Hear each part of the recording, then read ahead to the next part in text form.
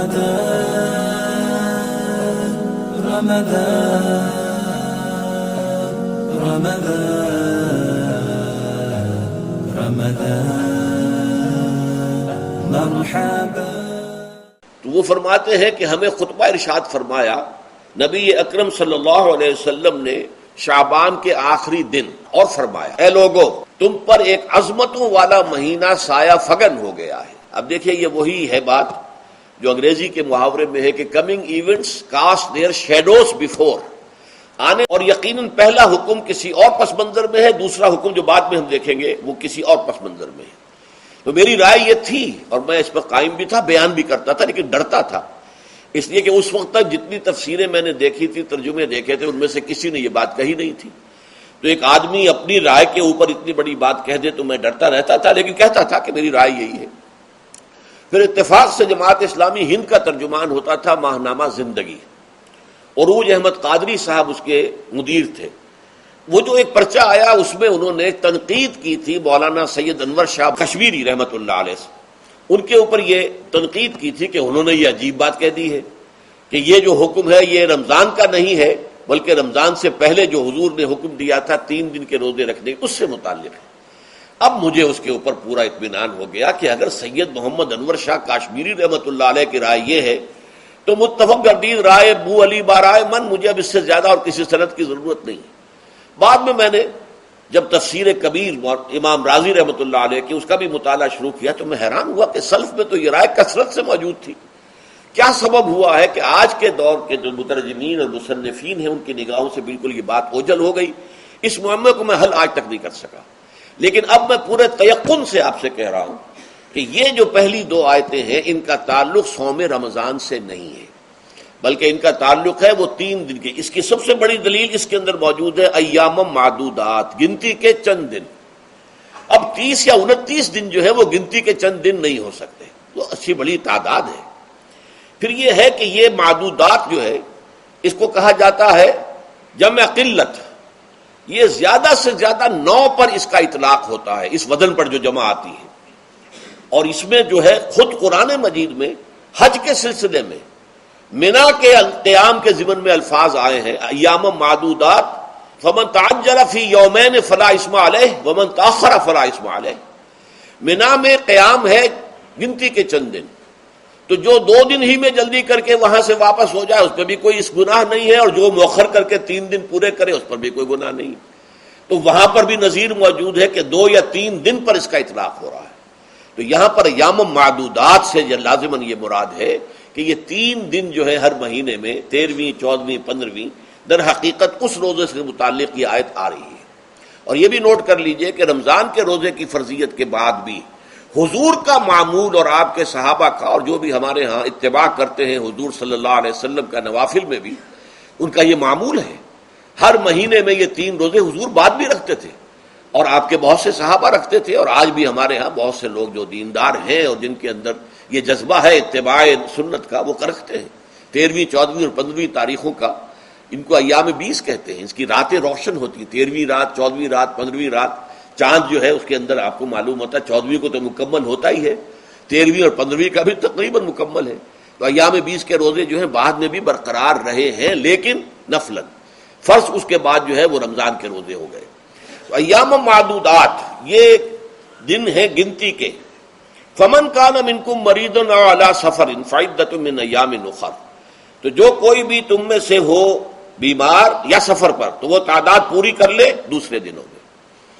گویا کہ ایک تو یہ رعایت ہو گئی، دوسری رعایت وعلی الذین یطیقونہ فدیۃ طعام مسکین،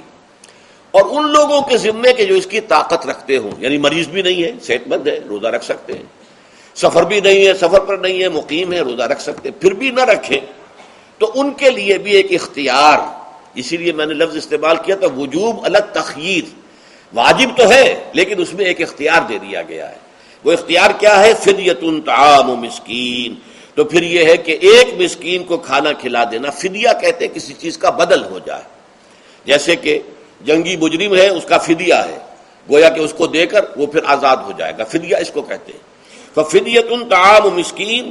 لیکن یہ ہے کہ فمن تطوع خیرا فهو خیر اللہ، اور جو نیکی سے خیر کرنا چاہے مزید تو وہ اس کے لیے بہتر ہے، ایک کے بجائے 2 کو کھلائے، 3 کو کھلائے، 4 کو کھلائے، 10 کو کھلائے، تو یہ تو ترغیب ہے، لیکن کم سے کم ایک مسکین کو کھانا کھلانا 2 وقت کا۔ وَأَن تَصُومُوا خَيْرٌ لَكُمْ، اب دیکھیے یہ لفظ بول رہے ہیں، اگر تم روزہ رکھو تو یہ تمہارے حق میں بہتر ہے، یعنی اگرچہ اختیار تمہیں دے دیا ہے، اختیار یہ ہے کہ روزہ رکھو، اگر نہ رکھو تو فدیہ دے دو ایک مسکین کا کھانا، لیکن اگر تم روزہ رکھو، ان کنتم تعلمون، اگر حقیقت میں تم علم رکھتے ہو کہ روزے کے اندر کیا کیا برکات ہیں، تو تمہیں روزہ لازماً رکھنا چاہیے۔ تشویق اور ترغیب موجود ہے، لیکن یہ کہ اس کی فرضیت یا وجوب نہیں ہے۔ یہ تھا ابتدائی حکم روزے کے ضمن میں۔ اب اس کے بعد اگلی آیت جو ہے اس کے بھی پہلے حصے کو مت پڑھیے، شہر رمضان الذی انزل فیہ القرآن، اس کے بارے میں تو بعد میں گفتگو ہوگی، بینات من الہدی والفرقان، لیکن اگلا جملہ فمن شہد منکم الشہر فلیصم، اب یہ رمضان کے روزے کی فرضیت کا حکم آیا ہے۔ رمضان کا مہینہ وہ ہے جس میں قرآن نازل کیا گیا، اس کے بارے میں جیسا کہ میں نے عرض کیا پھر بعد میں عرض کروں گا، لیکن جو شخص بھی تم میں سے موجود ہو اس مہینے میں، اپنے گھر میں موجود ہے، اپنے شہر میں موجود ہے، سفر پر نہیں ہے، یا یہ ہے کہ جو شخص بھی اس مہینے کو پائے، اس کی زندگی میں یہ مہینہ آ جائے، یہ برکتوں کا ایک موقع اسے مزید حاصل ہو جائے، فلیصم، یہ امر کا صیغہ ہے، یہ وجوب ہے مطلقاً۔ اب اس میں جو 2 رعایتیں پہلے دی گئی تھی ان میں سے ایک کو برقرار رکھا، وَمَنْ كَانَ مَرِيضًا أَوْ عَلَى سَفَرٍ فَعِدَّةٌ مِّنْ أَيَّامٍ أُخَرَ، یہی وہ الفاظ ہیں جن کی بنا پر میرا گمان اس وقت بھی یہ تھا کہ یہ 2 بیک وقت نازل نہیں ہو سکتی آیات،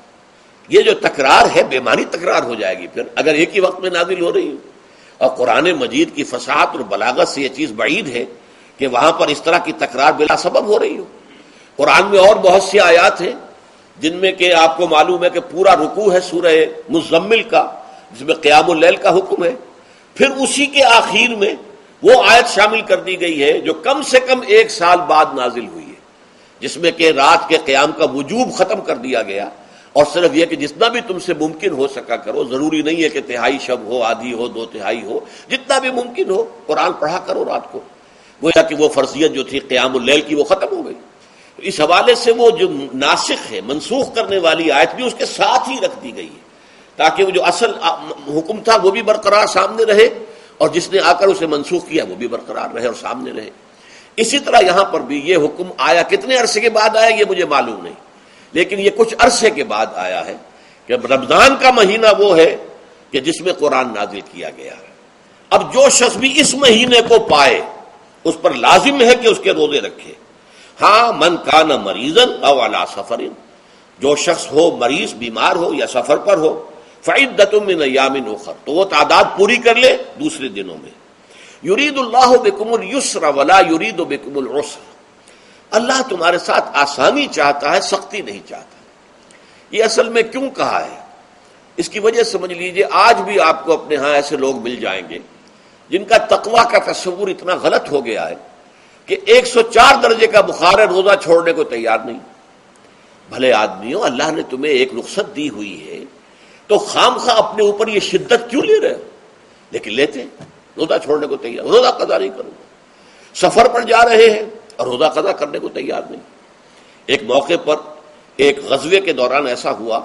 کہ کچھ لوگوں نے روزہ رکھا ہوا تھا، لیکن وہ اتنے یوں سمجھیے مزمحل ہو گئے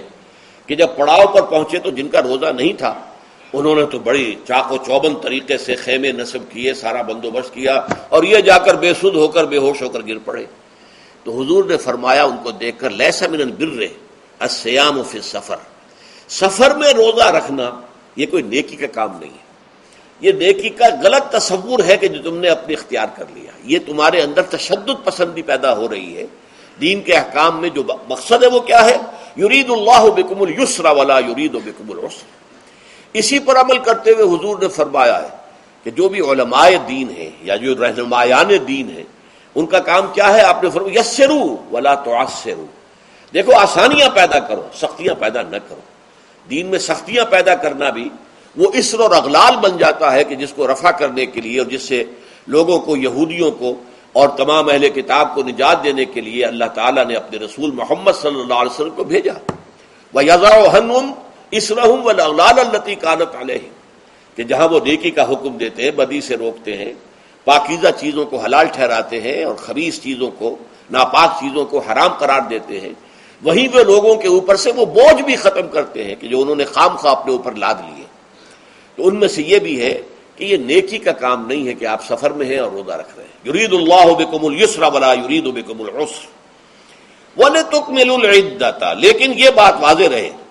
کہ اب تمہارے لیے تعداد کو پورا کرنا لازم ہے، یہ نہیں ہے کہ آپ اس کی جگہ پر فدیہ دے دیں تو بات پوری ہو جائے گی، نہیں۔ روزے کی تعداد، آپ کے رمضان میں 2 روزے 3 روزے چھوٹ گئے بیماری کی وجہ سے، ٹھیک ہے، لیکن دوسرے دنوں میں اس کی قضا دینی لازم ہے۔ وہ روزے رکھنے جو ہے آپ پر لازم ہے، ان کا کوئی بدل جو ہے وہ فدیہ نہیں ہو سکتا۔ البتہ یہ نوٹ کر لیجئے، یہ حکمت نبوی ہے کہ یہاں اگرچہ وہ فدیے کا حکم جو ہے گویا کہ بظاہر قرآن مجید کے الفاظ سے محسوس ہوتا ہے کہ مطلقاً منسوخ ہو گیا، لیکن حضور نے اس کو خاص حالتوں میں باقی رکھا ہے۔ کوئی شخص اتنا بوڑھا ہو چکا ہے یا خاتون اتنی بوڑھی ہو چکی ہے کہ دن بھر کا فاقہ جو ہے اس میں اندیشہ ہے کہ کہیں ہلاک نہ ہو جائے، کوئی مریض ہے، مرد ہے یا عورت ہے، وہ ڈائبٹیز کی مریضہ ہے، اس کو وہ شوگر کا مرض ہے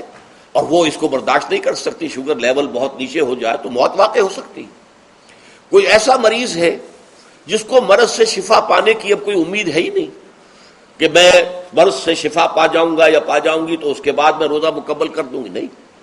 ایسے لوگوں کے لیے حضور نے اس رعایت کو برقرار رکھا ہے کہ ایسے لوگ اگر ایک مسکین کو کھانا کھلا دیں تو یہ فدیہ بن جائے گا، لیکن جو بھی شخص صحت مند ہو اور صحت کی توقع رکھتا ہو اور جو شخص بھی طاقت رکھتا ہو روزے کا قضا کر دینے کا، اس کے لیے لازم ہے کہ روزوں کی قضا کرے۔ وَلِتُكْمِلُوا الْعِدَّةَ وَلِتُكَبِّرُوا اللَّهَ عَلَىٰ مَا هَدَاكُمْ، اور تاکہ تم اللہ کی کبریائی کا اعلان کرو اس چیز پر کہ جو اس نے تمہیں ہدایت عطا فرمائی ہے۔ اب اس کا ایک تو ظاہر ہے کہ جب روزے ختم ہوتے ہیں عید الفطر میں، تکبیر، اضافی تکبیرات کے ساتھ 2 رکعتیں ہیں جو ہم ادا کرتے ہیں۔ احناف کے نزدیک 6 اضافی تکبیرات ہیں اور اہل حدیث کے نزدیک 12 ہیں، لیکن تکبیرات ہیں اضافی۔ اور یہ کہ جاتے ہوئے اور آتے ہوئے عید کے لیے آپ جا رہے ہیں تو تکبیرات پڑھتے ہوئے جائیے، واپس آ رہے ہیں تکبیر پڑھتے ہوئے آئیے، اور یہ بھی کہ جاتے ہوئے راستہ کوئی اور، آتے ہوئے راستہ کوئی اور اختیار کیجئے تاکہ پورا شہر، پوری بستی جو ہے تکبیر کی آواز سے گونج جائے۔ یہ ظاہر ہے۔ باطن اس کا کیا ہوگا؟ اللہ کی کبریائی کا اعلان کرو، اللہ کی کبریائی کو نافذ کرنے کی کوشش کرو۔ جب اللہ نے تمہیں ہدایت دے دی ہے، تمہیں اپنے دین حق سے نواز دیا ہے، اب تمہارا فرض ہے کہ اس کو قائم کرو، اس کے لیے جد و جہد کرو، اس کے لیے تن من دھن لگاؤ، اس کے لیے جان اور مال سے جہاد کرو۔ وَلِتُكَبِّرُوا اللَّهَ عَلَىٰ مَا هَدَاكُمْ وَلَعَلَّكُمْ تَشْكُرُونَ، اور تاکہ تم واقعتاً شکر کرو۔ اس پر بھی گفتگو بعد میں ہوگی۔ یہ حکمت صوم کے حوالے سے ہے یہ لفظ۔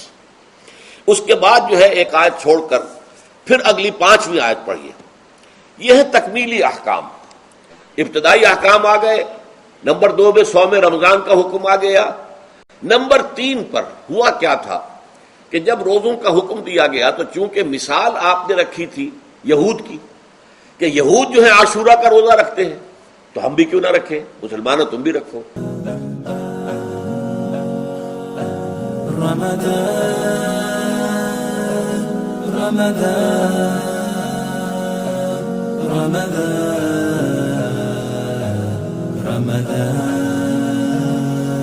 مرحبا